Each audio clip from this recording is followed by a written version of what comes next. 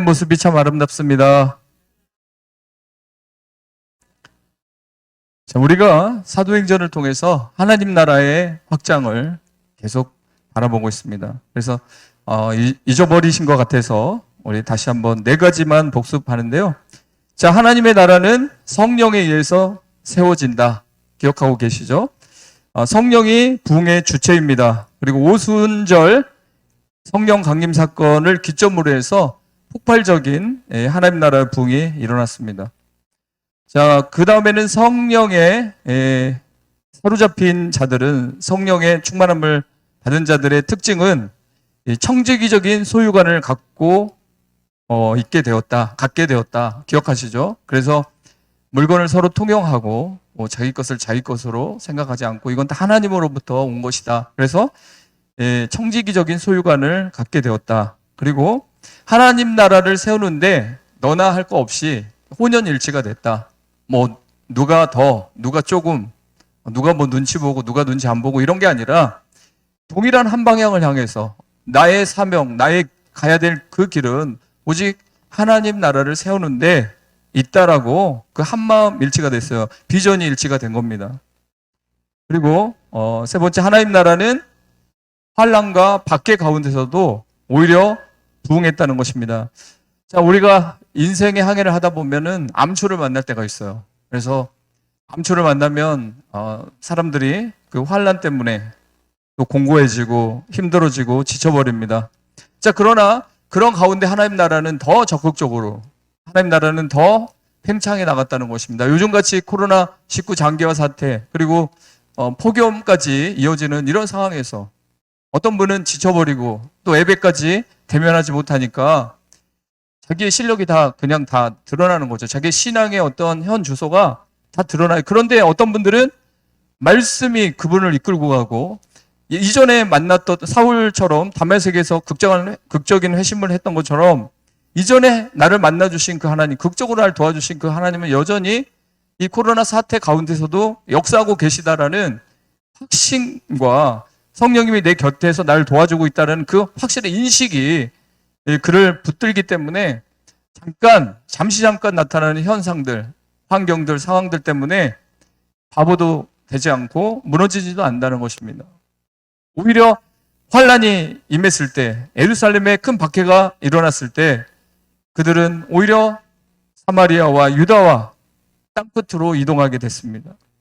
그래서 여러분 인생의 암초를 만났을 때 여러분이 더 성숙해지고 더 성장한다는 사실을 잊지 마시고 그 현실에 그냥 눌리지 마시고 오히려 적극적으로 말씀을 붙잡고 적극적으로 기도하고 나는 누구인가를 생각하고 하나님은 나에게 지금 무엇을 요구하는가, 그렇게 여러분이 질문하면서 하나님의 참뜻을 가지고 성령을 통해 하나님 나라를 더욱더 확장해 나갔으면 좋겠습니다. 그리고 또 하나님의 나라는 만남을 통해 땅끝으로 이어진다는 거죠. 여러분 알다시피 빌립이 이디오피아 재무장관을 만났습니다. 오늘 본문에는 사울이 아나니아를 만났습니다. 그리고 고넬료와 베드로가 또 이어서 만납니다. 왜 이런 만남을 계속 누가는 기록하고 있을까요? 이제 하나님의 나라는 사람을 통해서 이루어지는데 준비된 사람으로부터, 준비된 자를 통해서 잘못된 길로 가고 있거나 포로되어 있는 인생을 살거나 그런 사람들을 구출해 주는 거예요. 그래서 여러분 우리가 항상 말씀으로 준비되어 있고 이 눈에 아무것도 보이지 않고 손에 잡히는 거 없어도 여전히 하나님은 나를 통해서 누군가를 살리고 나를 통해서 교회를 성장시킬 것이고 나를 통해서 무엇인가 하실 것이다라는 기대감을 가지고 철저하게 준비했으면 좋겠습니다. 군대에 있을 때 이렇게 사격을 하면 1사로, 2사로, 3사로, 4사로 이렇게 있었어요. 저 때만 이렇게 있었는데 그러면 탄알, 일발 장정하면은 그 탄알을 장정합니다. 그리고 그 옆에서 확성기로 장교가 말합니다. 준비된 사수부터 발사 이렇게 하는 거예요. 1사로부터 쏘는 게 아니고 여러 사로가 있는데 준비가 된 사람, 호흡이 준비되어 있고 0점을 잡은 사람, 그 사람부터 쏘라는 거예요. 그래서 이제 여기서 쏘고 저기서 쏘고 막 큰 소리가 나는데, 자, 준비된 사람이 하나님께 쓰임 받습니다. 그래서 우리가 하나님 앞에 정말 나는 준비되어 있는가, 또 하나님 나에게 뭘 요구하시는가를 항상 질문하고 또 말씀을 통해서 찾아내는 거예요. 그래서 말씀을 듣다가 마음이 뜨거워지고 말씀을 듣다가 사명이 발견되고 말씀을 듣다가 잠자는 영혼이 깨어나는 역사가 우리 행복한 가족 가운데 일어날 줄 믿습니다. 사울의 핵심 사건은 본서에서 본문 외에 바울의 해고 형식으로 두 차례나 더 기록되어 있습니다. 사도행전 22장 4절에서 21절에는 긴 간증이에요. 자기가 다메섹에서 그 그리스도인들을 잡아서 죽이려고 옥에 가두려고 그렇게 살기 등등해서 가다가 그 찬란한 빛을 만났다. 그래서 내가 눈이 멀었다. 근데 그 가운데 하나님이 자기를 인도해서 자기를 이렇게 이방인을 위해서 그들을 박해자가 이제는 전도자가 됐다. 이거 내가 뭐 할 수 없는 불가항력시 하나님의 섭리였다. 자, 이것을 천부장 앞에서 유대인들 앞에서 설명했어요. 간증이었어요. 뭐 물론 스테반은 구약의 어떤 역사적인 사건 모세로부터 아브라함 쫙 이렇게 그 군중들에게 얘기했지만 바울도 그런 것들을 하지만 일단 자기가 그 유대에서 공문을 가지고 갈 정도로 유력한 사람이었고 바리새인 중에 바리새인 또 로마 시민권을 가지고 또 가말리엘 문화에서 공부했던 수학했던 그런 사람이라는 것을 알기 때문에 그 간증을 했던 것 같아요. 그래야 그 사람들이 왜 내가 이렇게 변했는지 사도 바울이 왜 내가 이럴 수밖에 없는지를 그들이 이해할 수 있을 거라고 간증을 했고요. 또 사도행전 26장 12절에서 23절에는 아그리빠 왕 앞에서 그가 자기 다메섹이 회심의 과정을 얘기했습니다. 마찬가지로 여러분도 모태신앙으로 자란 분도 있어요. 그리고 아니면 이제 일대로 신앙생활 하는 분이 있습니다. 사도 바울처럼 극적인 어떤 회심을 한 분도 있을 거예요. 그렇지 않아도 하나님이 방황하는 가운데 나를 만져줬던, 나를 자녀 삼아주었던, 나를 그리스도의 자녀로 입양해줬던 그런 아름다운 간증들이 있다면 그게 바로 전도하는데 사용된다는 것입니다. 자, 성경은 다 이렇다고 하는데 그러면 당신은 성경은 다 이렇게 된다는데 그러면 당신은 무슨 열매가 있냐고 만약에 물어본다면 여러분이 하나님의 여러분을 극적으로 터닝 포인트 하게 하고 회개하게 하고 하나님 나라 시민권으로 인도한 그 이야기들을 극적인 이야기, 아름다운 이야기들을 전도할 때 간증으로 사용해야 될 줄 믿습니다. 자, 복음이 예루살렘과 팔레스타인에만 머물러 있지 아니하고 이방 세계로까지 확산된 것은 이방인의 사도로 셈을 받은 바울의 생명을 아끼지 않는 헌신적인 수고와 노력이 있었기에 가능한 일이었습니다. 바울은 다메섹 도상에서 휘황찬란한 빛에 눈이 멀었습니다. 그리고 성령의 인치심을 통해 눈에서 비늘 같은 것이 벗겨졌죠. 이 비늘은 뭐겠습니까? 교회의 어떤 자네들이 이제 벗겨지는 거죠. 그는 사도 바울이 사실은 잘못한 게 특별히 없는 것 같아요. 왜냐? 자기는 유대교였기 때문에 메시아를 몰라본 건 잘못이지만 그 당시만 해도 하나님을 위해서 모든 걸 바쳤던 사람이에요. 바리새인 중에 바리새인이라는 것은 0.1%의 0.01% 정도의 그런 경건한 삶을 율법을 지키면서 하나님 없이는 단 하루도 살 수 없는 그런 삶을 살았다는 사람인 거예요. 자, 그렇게 열심히 있었던 그 사도 바울. 근데 그 사울의 무지한 열심은 오히려 하나님의 일에 대한 적극적인 해방이 되어버렸어요. 혹시 우리 가운데서 나는 열심히 주를 위해서 산다고 하는데 오히려 교회에 파장을 일으키거나 나는 나름대로 최선을 다한다고 하는데 내가 봤을 때는 내가 다 맞는데 어딜 가면은 분위기가 흩어지고 어디 가면 싸늘해지고 어디 가면 이 일치가 되지 않는 그런 모습이 있다면 내가 만약에 옳더라도 그런 부분에서 한번 살펴봐야 될 것 같습니다. 자, 유대교의 박해를 피하여 흩어진 그리스도인들을 잡기 위하여 대제사장으로부터 공문을 받아 다메섹으로 가기까지 그렇게 열심을 냈던 사람. 자, 그 공문은 공식적인 범인 송환 문서거나 회당에 보내는 소개 공문이었을 것으로 추측할 수 있습니다. 자, 지난주에 우리가 빌립과 에디오피아 재무장관의 만남을 통해서 놀라운 하나님의 나라가 임했다.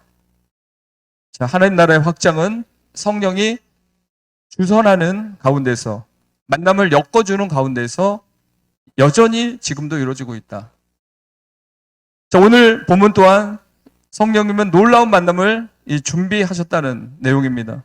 이미 제자의 삶으로 다메섹에서 활동하고 있는 경건하고 유대인들에게 칭찬 듣는 사람 아나니아와 살기등등한 핍박자 사울의 만남이 이 하나님을 통해서 준비되어 있습니다.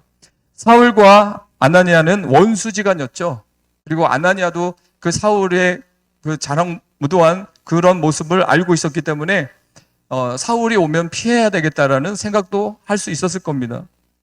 자, 두 사람 원수에서 서로 이렇게 경계하는 상태였지만 흥미진진한 체험과 신비적인 체험을 통해 하나님 나라 확장 사업의 동반자의 모습으로 변화되었다는 것입니다.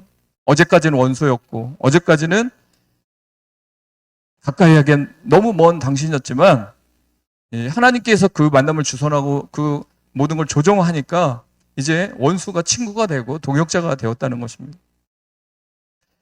여러분은 요즘 어떤 분들과 자주 만남을 갖고 있습니까? 하나님은 엮어주시는 일을 잘하십니다. 특히 사람을 엮어주십니다. 알다시피 엘리야와 사렙다 과부를 엮어주셨습니다. 가뭄이 들어 먹을 것이 없습니다. 시냇물도 말라버렸습니다. 엘리야는 어디로 가야 하나요? 그때 하나님은 저 시돈 땅 사르밧 과부에 찾아가라고 엘리야에게 말해주었습니다. 엘리야는 사르밧 과부를 만난 적도 없고 얼굴도 모릅니다. 사르밧 과부도 엘리야를 본 적이 없습니다. 두 사람을 하나님이 만나게 해주셨습니다. 여러분, 앞으로 어떤 만남이 이어질지 기대하십시오. 하나님은 만남을 주선합니다. 그래서 준비된 그 사람들을 통해서 하나님 나라를 세워갑니다. 그리고 나만 장군과 엘리사를 엮어주셨습니다. 나만 장군은 아람 사람이고 엘리사는 이스라엘 예언자입니다. 두 사람은 생전 이름도 들어보지 못했습니다. 하나님은 이들을 만나게 해주셨습니다. 앞으로도 하나님은 사람들과의 만남을 통해 계속 일하실 것입니다. 유심히 관찰하시고 하나님의 선한 계획 안으로 여러분들이 들어가 보시기 바랍니다. 예를 들어서 요즘에 감사가 고갈된 사람들, 감사 일기를 쓰지 않는 사람들, 감사를 기도로도 찬양으로도 고백하지 않는 사람들이 있다. 그러면 하나님은 그 사람을 감사하게 하기 위해서 자기보다 더 어려운 상황에 처한 사람을 만나게 하여 원망이 아닌 감사를 회복하게 할 겁니다. 어제 어떤 목사님하고 이렇게 차를 타고 오는데, 목사님이 이렇게 운전해 오는데 자기가 이제 가정적인 어려움이 있어가지고 상담을 받으러 다녔대요. 목사님인데 사모님과의 문제 때문에 상담을 받으러 다녔는데, 근데 거기에 많은 분들이 와 있는데 자기가 가서 자기가 제일 힘든 줄 알았대요.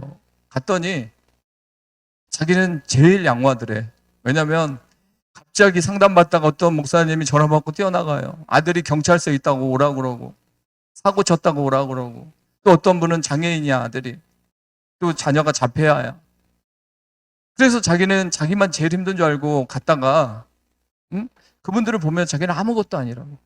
그랬던 분인데 갑자기 이제 여기 상관교회 이쪽으로 딱 오는데 휠체어를 타고 어떤 이제 지체장애 아들이, 청소년은 넘은 것 같아요. 어머니가 땀을 흘리면서 이렇게 밀고, 아이를 이렇게 밀고 가는 모습을 딱 보는 순간 또 그 얘기가 나온 거예요. 우리는 어디 가서 얘기도 꺼낼 수 없다고. 저렇게 힘든 부모들 앞에서 저렇게 힘든 장애인 아들의 입장에서 우리가 본다면 우리는 정말 감사할 수밖에 없다고.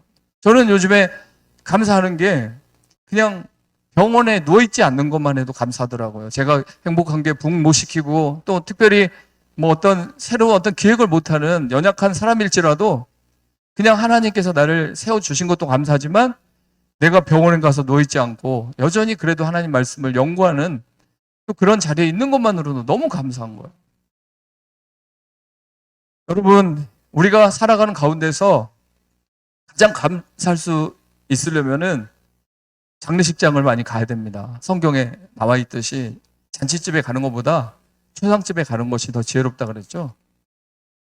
저는 이번에도 김선우 기사님 시어머니 또 친정어머니 다 90 넘어서 돌아가셨지만 그래도 입관에 들어가 보면 그 모습을 볼 수 있잖아요. 마지막.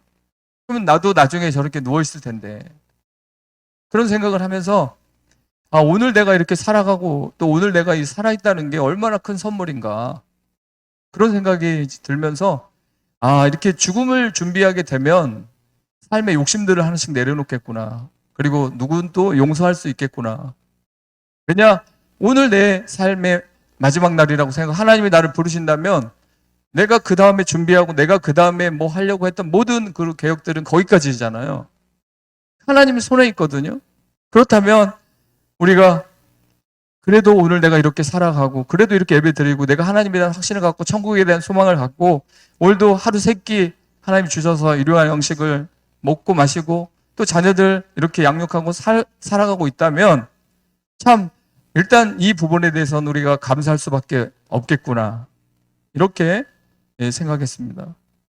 여러분, 이제 여러분 꽉 막힌 또 꽉 닫힌 그 사고, 환경, 그때 누군가를 만나게 해줄 거예요. 왜 하나님 만나게 하겠습니까? 우리를 깨우기 위해서, 우리에게 용기를 주기 위해서, 우리에게 위로하시기 위해서. 하나님이 직접 찾아가서 위로할 수도 있지만 하나님은 사람들을 통해서 준비된 사람들, 그 상처를 통해서 이겨낸 사람들, 아픔을 이겨낸 사람들, 그 긴 시간 동안 누구보다도 아팠지만 결국 주님 말씀으로 가정이 하나 된 그런 가정, 그런 사람들의 이야기들을 통해서 우리는 위로받고 다른 방향으로 갈 수 있는 것입니다. 하나님은 아나니아를 제자로 미리 준비시켜 놓았습니다. 여전히 성실하고 자기의 사명을 잘 감당하는 사람들은 주님께 캐스팅되어 멋지게 쓰임받는다는 사실을 기억하시기 바랍니다. 여전히 세상도 보면요, 학교 같은 데 가보면 캐스팅하러 오는 사람들이 있더라고요. 모델을 찾아서.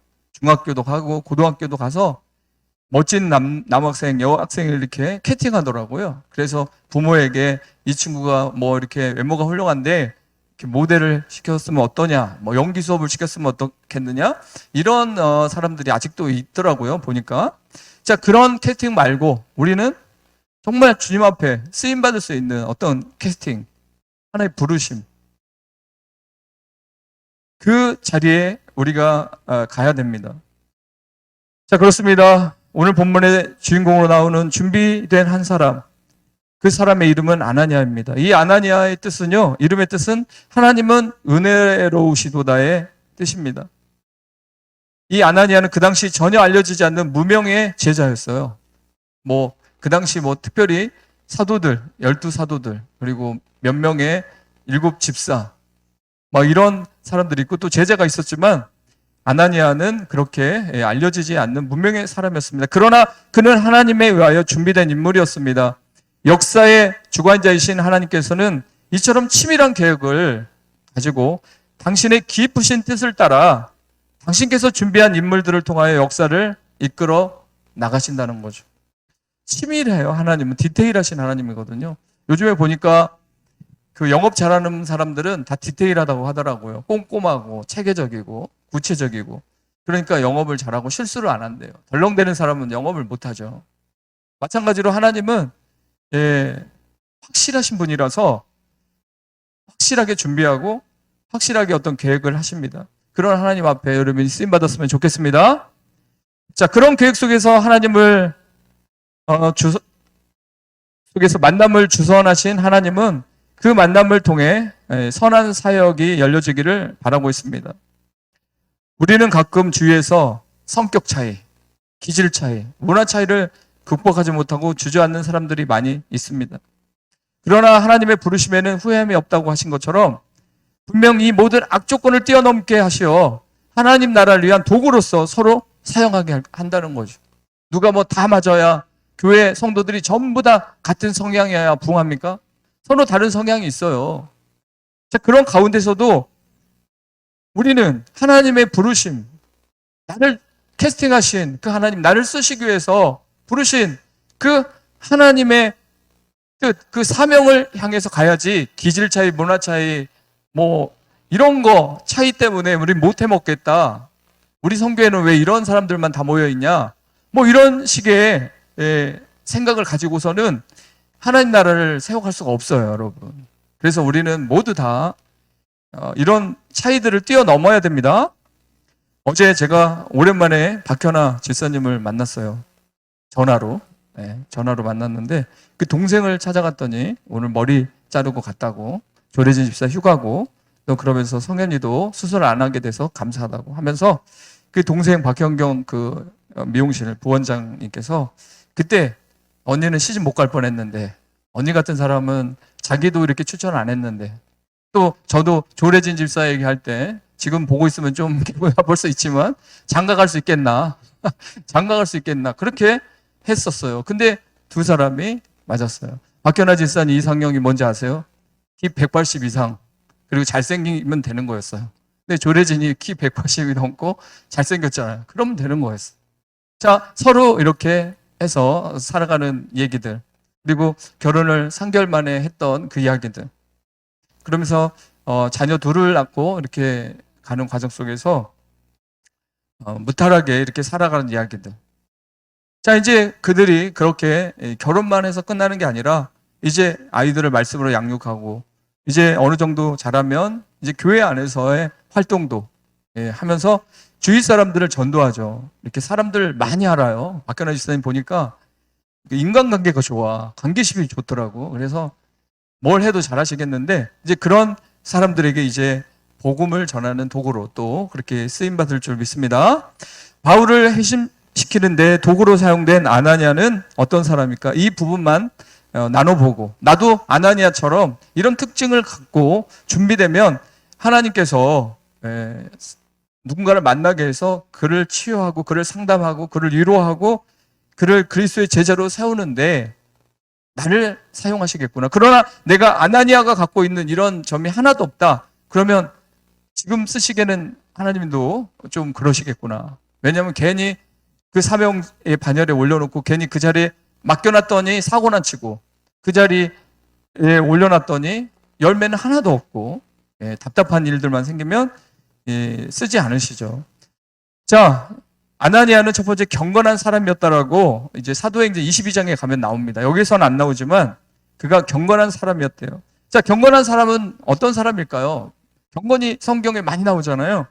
자, 하나님을 경외하고요. 말씀을 사랑하고 지키며 세상과 타협하지 않는 그런 사람들의 유형입니다. 21세기 현대사회에서도 여전히 하나님을 경외하고 그의 말씀을 사랑하고 말씀을 따라 살아가는 사람들이 다 경건한 사람들에 속한 자들이죠. 그들의 가치관은 성경적입니다. 성경 중심으로 움직이죠. 세상의 흐름을 따라 쉽게 왔다 갔다 하는 사람들이 아닙니다. 하나님의 말씀이 기준이 되는 삶을 외로울지라도 고독할지라도 가난할지라도 즐거이 받아들이면서 그 말씀을 즐거이 지켜내는 사람들이죠. 말도 경건하죠. 여러분, 모습은 경건했는데 갑자기 말했더니 완전히 말하는 거 들어보니까 아무것도 아니에요. 말도 경건해야 되죠. 그리고 생각도 경건해야 되죠. 그리고 삶 속에서 야고보서에 나온 것처럼 고아와 과부를 어때요? 무시해요? 아니면 품어요? 그런 낮은 자들까지도 품는 사람이 경건한 사람으로 총칭하고 있습니다. 그런 사람을. 자, 두 번째, 기도하는 사람이었습니다.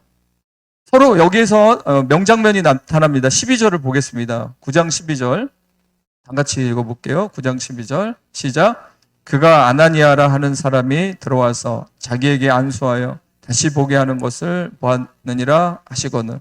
자, 사도 바울이 이제 눈이 멀었죠. 그래서 이제 사람들 부축을 받아서 어떤 곳에 갔는데, 자, 거기에서 기도를 하고 있는데 음식도 먹지 않고 기도하고 있는데 하나님 환상으로 이름까지 아나니아라는 사람이 너에게 찾아올 것이다. 그가 와서 너에게 안수할 것이다.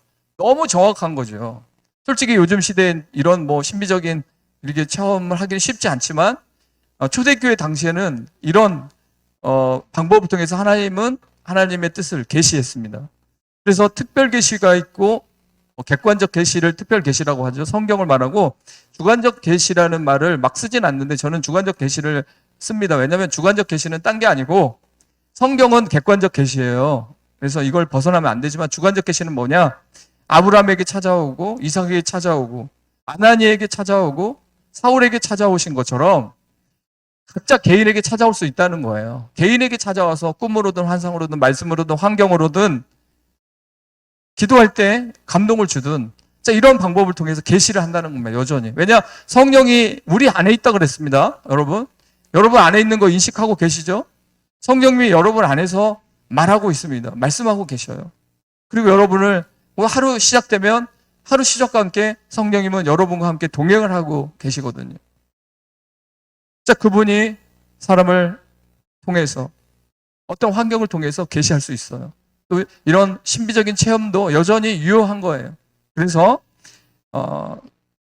사울에게 먼저 아나니아가 온다. 그가 너에게 안수할 때 너의 눈이 떠질 것이다. 이런 걸 미리 얘기해 놓으니까 어때요? 사울이 더 기도 열심히 하지 않겠어요? 곧 미래가 온다. 곧 밀물이 들어온다. 곧 축복받는다. 곧 잘 될 것이다. 이게 이제 요즘 더위도 지금 막바지라고 하잖아요. 찜통 더위 막바지라고 하잖아요. 고난의 막바지도 이제 얼마 안 남았다. 이제 너의 그늘진 삶은 이제 다 사라지고 이 새로운 하나님의 계획들이 이제 펼쳐질 것이다. 그러니까 울지 말고 오늘은 울었다면 내일부터는 웃거라. 내가 너와 함께한다. 라는 그런 메시지를 받을 때 감동이 올 때 여러분 우리가 살 수 있는 거예요. 그렇죠? 근데 일기예보가 없었다고 봐요. 우리 인생에 일기예보가 없다면 내일이 어떤 날이 벌어질지, 모레가 어떤 날이 벌어질지 우리는 알 수 없어요. 그러나 성경은 우리의 이정표, 우리 삶의 이정표가 되기 때문에 일기예보 역할을 합니다. 그래, 고난이 왔다. 광야 생활이 왔다. 그러면 이제 그 생활 속에서 고난 속에 내가 정금같이 준비되면 하나님이 어느 때 나를 가나안 땅으로, 젖과 꿀이 흐르는 가나안 땅으로 인도해 주신다라는 사실. 그리고 그 광야가 아무리 외롭고 고독할지라도 그 광야에 만나가 있다는 거. 그 광야에 불기둥이 있다는 거. 여전히 하나님이 그 광야에서 불꽃 같은 눈으로 나를 지켜보고 있다는 거.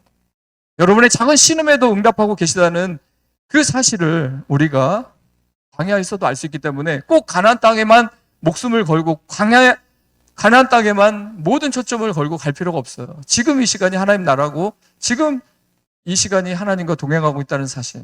그래서 그런 하나님과 거룩한 동행을 이어가고 있는 여러분의 자부심, 여러분의 자긍심 대단해야 될 줄 믿습니다. 그렇습니다. 그러면서 11절에는 그가 기도하는 중이다라고 했습니다. 사울이 기도하고 있어요. 아나니아도 기도하고 있어요. 동시에 기도하고 있어요. 여러분, 우리 삶에 기도가 이렇게 동시에 이루어질 때 리더가 기도하고 있고 조원들이 리더를 위해서 기도하고 있고 누가 아팠어요. 누가 좀 문제가 있어요. 기도 제목을 내놨어요. 그러면 서로 그 기도 제목을 놓고 십자포와 기도라고 하죠. 이쪽에서도 쏘고 이쪽에서도 기도 대포를 쏘고 그 몰아주기식 기도라고 그랬죠. 그냥 몰아주는 거예요. 그 사람을 향해서. 그러나 기도의 효력과 기도의 능력을 무시하는 사람들은 기도 제목도 내놓지 않아요. 자기가 다 알아서 한다는 거예요. 이게 마귀한테 잡히는 이게 그 사고 자체가 기도하는 사람의 이런 자질이 아니에요. 사도 바울이 무릎을 꿇었어요. 그 당당했던 자기 힘으로 다 할 수 있다. 자기는 하나님을 제일 사랑한다. 거긴 절대 내 경쟁 상대가 없다 할 정도로 하나님을 사랑했던 그가 자기가 달려온 길, 자기가 걸어온 길이 아니라는 사실을 깨닫고 무릎을 꿇었습니다.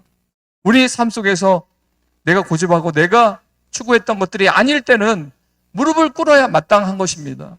내가 잘못했구나. 아내에게도 무릎을 꿇을 수 있고 남편에게도 무릎을 꿇을 수 있고 그런 자세를 가진 사람이 하나님이 쓰시기 위한 좋은 그릇이 된다는 것입니다. 우리에게 가장 위로가 되고 희망이 되는 신앙의 말은 무엇일까요? 바로 그가 기도하고 있습니다. 지금 어렵지만 그는 기도 중입니다. 그는 기도 중이에요. 이런 이야기가 큰 위로가 되지 않겠어요? 아니 맨날 기도만 하고 뭐 그런 얘기 희망 섞인 얘기도 아니다라고 그렇게 생각할 게 아니라 기도 중인 사람 반드시 회복이 있고 기도 중인 그 사람 막히지 않습니다. 그러나 기도가 꺼진 사람, 기도를 하지 않는 사람, 자기 생각에 잡혀있는 사람은 항상 그 자리일 수밖에 없어요. 여러분 설교의 왕자라 불리던 찰스 스펄전 목사님이 사역하던 교회가 영국 런던에 있습니다. 그는 최대 2만 명의 청중이 모였고 성령이 충만하고 하나님의 능력과 영광으로 불타올랐습니다. 스펄전 전기에 보면 이런 얘기가 나옵니다. 그는 교회를 방문하는 사람들을 항상 교회 본당으로 데리고 가는 게 아니라 아래층으로 데려갔습니다. 왜 본당으로 안 데려가고 아래층으로 데려갈까? 의아해하죠. 그곳에는 기도하는 성도가 많았어요. 그는 성도들의 모습을 자랑스럽게 보여주며 이렇게 말했습니다. 이것이 제 목회의 비밀입니다. 그들이 나의 힘이며 우리 교회의 발전소입니다. 이렇게 말했어요. 기도하는 이 사람들을 보여주고 내 목회의 승리는 다 이 기도하는 사람들을 통해서 만들어진 것이다. 스몰전 목사님의 탁월한 설교 때문이 아니라 기도하는 성도들을 통해 그 교회는 황금기를 누리고 영국을 바꾸는 변혁의 초점이 됐던 것입니다. 여러분, 저를 위해 기도해 주시고 저는 여러분을 위해 기도하고 있다는 것만으로도 큰 힘이 되는 것입니다. 우리는 계속 기도 중이어야 합니다. 또한 여전히 기도 중인 모습을 보여야 될 줄 믿습니다. 그리고 세 번째, 환상을 보는 사람입니다. 이 환상을 번역할 때 비전이라고도 합니다. 환상, 비전, 꿈, 목표. 하나님 우리에게 주신 꿈. 자, 오늘 같이 숨막히는 환경과 상황 속에서도 환상을 보는 자들이 있어요. 정말 환경은 정말 여기엔 요지부동하지 않을 것 같아요. 그냥 월세집에 살 것 같고 전세집에서 못 벗어날 것 같고 애들은 공부 못 해갖고 그냥 딱 보면 평범하게 살 것 같고 그리고 나도 뭐 건강 좋아질 것 같지도 않고 자, 이런 어떤 비관적인 현실 앞에서 그냥 살아가는 사람들이 있어요. 그러나 진짜 그런 분들이 말씀을 안다면, 그런 분들이 성령 안에 있다면 절대 그런 사고가 잘못됐다는 사실을 바로 확인할 수 있습니다. 하나님은 자녀들에게 또 청년들에게 장년들에게 꿈을 줍니다. 여전히 우리는 그 꿈을 가지고 갑니다. 하나님의 사인을 수시로 받으며 성령과 함께하는 사역하는 모습이 아나니아에게 있습니다. 하나님이 아나니아에게 성령이 나타났어요. 그래서 이런저런 얘기를 합니다. 사울 얘기도 하고. 근데 꼭 대화를 하고 있잖아요. 근데 처음 대화를 해보는 그런 느낌이 아니에요. 이미 아나니아는 기도하면서 또 복음 전하면서 삶의 한복판에서 그분의 음성을 들었고 그분과 동행했고 그분이 자기와 함께 하고 있다는 사실을 인식하고 있었습니다. 그렇기 때문에 하나님이 다시 나타나서 이런 얘기를 환상을 보여주고 했을 때도 그것을 그대로 고지고대로 믿은 거예요. 근데 만약에 여러분이 한 번도 그런 세계를 경험하지 못했다면 갑자기 그런 환상과 계시가 열릴 때 놀라죠. 이게 뭐지? 하고 할 거예요. 근데 이미 아나니아라는 사람은 비전을 갖고 있었습니다. 그리고 다메섹에 비록 예루살렘에서 200km나 떨어진 곳에 유대인이 4만 명이 살고 있었던 그곳이에요. 그곳에서 이미 칭찬받는 사람이었다는 겁니다. 아나니아는 경건한 사람이라고 이미 그 동네에서도 알려져 있었던 사람입니다. 그런 사람이 지적 그리고 영적 다 훌륭하다는 거예요. 여러분, 어떤 사람은 지적으로만 훌륭해요. 또 어떤 사람은 영적인 세계밖에 몰라요. 책도 안 읽고 맨날 기도만 하니까 영적인 세계밖에 모르니까 표현할 때 어렵죠. 근데 아나니아는 지적이면서도 또 영적인 세계까지, 미지의 세계까지 하나님을 만나는 그 단계까지 환상을 보고 비전을 보는 단계까지 이르렀다는 것입니다. 여러분, 우리도 비전을 꿈꿔야 됩니다. 성경을 읽다가 비전을 찾아야 되고 기도하는 가운데 하나님이 주신 감동으로 비전을 찾아야 되는 줄 믿습니다. 그렇습니다. 저는 29살 때 오피스텔 방 안에서 딱 한 번 제대로 된 그런 환상을 봤습니다. 성경을 읽고 있다가 갑자기 어떤 사람이 나타나서 마태복음 13장 13절을 읽어라. 2번이나 그렇게 해서 바로 제가 깨어서 바로 마태복음 13장 13절을 읽었었습니다. 자, 제가 왜 이 이야기를 하냐면 지금도 여전히 하나님은 그런 방법을 통해서 역사하실 수 있다는 것을 말하고 싶고요. 감동 가마를 통해서, 성령의 감동 가마를 통해서 여전히 하나님은 말하고 있습니다. 그리고 예전에 몇 번 간증했지만 제가 장로교회에 있으면서 순복음 교단, 오순절 교단으로 올 거라고 생각지도 해본 적이 한 번도 없어요. 진짜로. 순복음을 무시해서가 아니라 장로교에서 안수받은 사람이고 또 그 다음 너머에 내가 순복음에 갈 거라는 생각을 해본 적이 없기 때문에.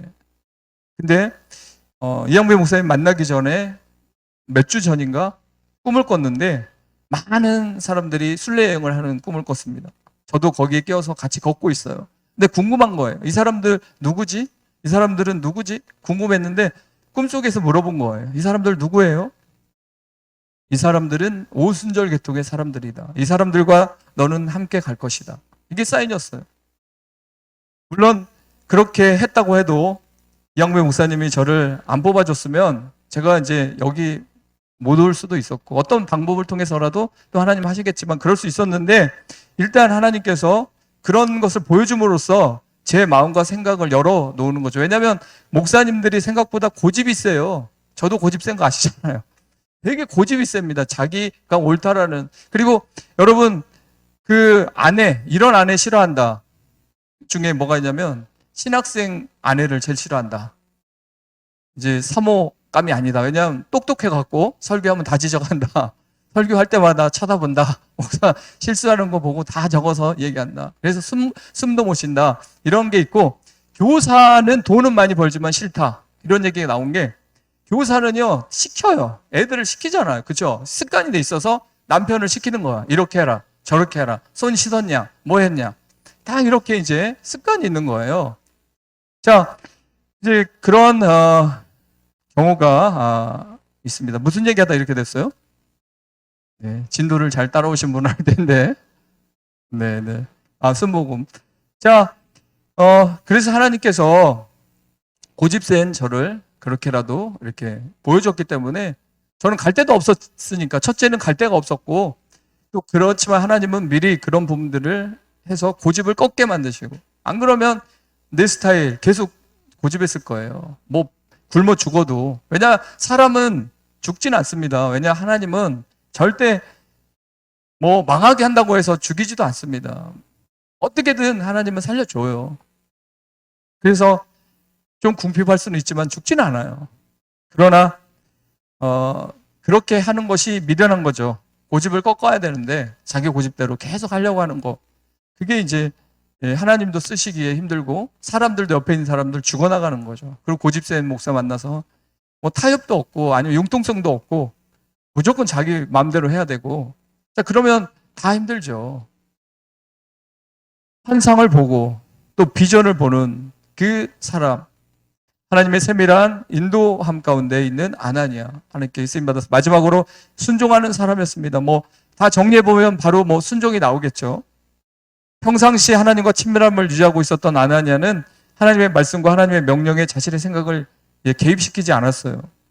자, 자신의 생각에는 이게 아닌데, 사울에게는 국류를 베풀어서는 안 되는데, 이 사울이 만약에 위장해가지고 그렇게 회심한 척 하면서 자기를 잡아갈 수 있잖아요. 그죠? 그리고 비밀 대라, 누가 어디 숨어 있냐 해서 그런 식으로 치고 들어올 수 있어요. 위장해서 다 잡아들이기 위한 어떤 머리를 잘 쓸 수 있는 거 아닌가, 이렇게 생각할 수도 있어요. 적극적인 방어 기제를 사용할 수 있음에도 아나니아는 노도 한 번 없고 거절도 없는 순종만 있는 제자의 모습을 보였습니다. 여러분, 우리가 지난날의 어떤 죄들 성경에서는 동의서에 먹은 것처럼 회개하는 사람 다 씻겨준다 그러잖아요. 하나님은 사울의 이전 경력은 문제 삼지 않습니다. 사울이 스테반 죽이는데도 참여했잖아요. 그러니까 이런 사람을 하나님도 쓸 수가 없다. 이런 개념은 우리 아나니아의 생각, 우리의 생각일 수 있어요. 그러나 하나님은 그 이전의 경력들 전혀 문제 삼지 않고 우리를 쓰실 수 있다는 겁니다. 여러분, 지금도 우리 행복한 교회 가족들 중에는 남편이 돌아오지 않고 자녀들이 돌아오지 않고 여전히 그 일가 친척들 중에 누가 돌아오지 않는 분들이 있어요. 그러나 염려하지 마십시오. 오늘 사울을 보십시오. 사울보다 더 하나님 핍박한 사람이, 예수님 핍박한 사람이 누가 있습니까? 그래도 하나님이 회심시키는데 여러분, 희망이 있습니다. 계속 믿고 기도하고 기다리는 삶을 통해서 여러분 반드시 승리할 줄 믿습니다. 마지막으로 아나니아는 그렇게 하나님의 말씀을 듣고 인터벌을 길게 갖지 않았다는 거죠. 한번 내가 내일까지 기도해보고요. 한 30일 기도해보고요. 하나님 일주일 작전 기도해보고요. 자, 그렇게, 물론 그것도 중요해요. 그러나 확실한 거를 또 일주일 기도한다, 30일 또 뭐 기도하겠다, 그럴 필요 없어요. 인터벌 길게 가질 필요가 없습니다. 그런데 여러분, 베드로는 어때요? 환상을 보여줬을 때 3번이나 그것을 안 먹습니다. 저는 그런 거 어렸을 때부터 이런 부정한 짐승 먹어본 적이 없습니다. 안 먹습니다. 3번 부인했죠. 아나니아는 베드로처럼 그렇게 3번 인터벌 갖지 않아요. 그냥 바로 사울에게 가서 안수하라. 그가 기도 중이다. 예, 알겠습니다. 복명복창하고 바로 움직였어요. 17절 우리 다 같이 읽어보겠습니다. 마지막으로 17절 다 읽어보겠습니다. 시작. 아나니아가 떠나 그 집에 들어가서 그에게 안수하여 이르되 형제 사울아, 주 곧 내가 오는 길에서 나타나셨던 예수께서 나를 보내어 너로 다시 보게 하시고 성령으로 충만하게 하신다 하니. 자, 그대로 바로 움직였어요. 그래서 바로 사울에게 가서 그대로 얘기해 줬습니다. 하나님이 가라고 해서 왔고 난 순종해서 왔고 그래서 너에게 안수하고 너는 지금부터 성령 충만하고 너는 나를 통해서 침례를 받고. 그러니까 즉시 사울의 눈에서 비늘 같은 것이 벗어졌어요. 즉시라는 거에 밑줄 쳐야 돼요. 즉시.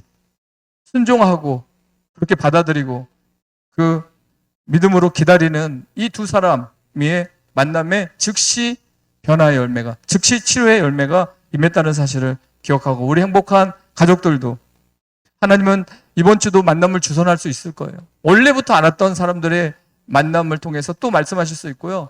또 새로운 만남을 통해서 말씀하실 수 있고요. 또 성경을 읽는데 또 그 성경 읽는 과정 속에서 하나님이 누구 인물을 통해서 만남을 주선하고 너도 이 인물처럼 될 것이다. 이 선진처럼 너도 그렇게 살아갈 것이다. 뭐 이런 만남을 계속 주선하고 있다는 거죠. 그래서 여러분, 이 하나님이 엮어주는 만남, 주선하는 만남은 하나님 나라 확장을 위한 철저한 치밀한 하나님의 계획 속에 있다.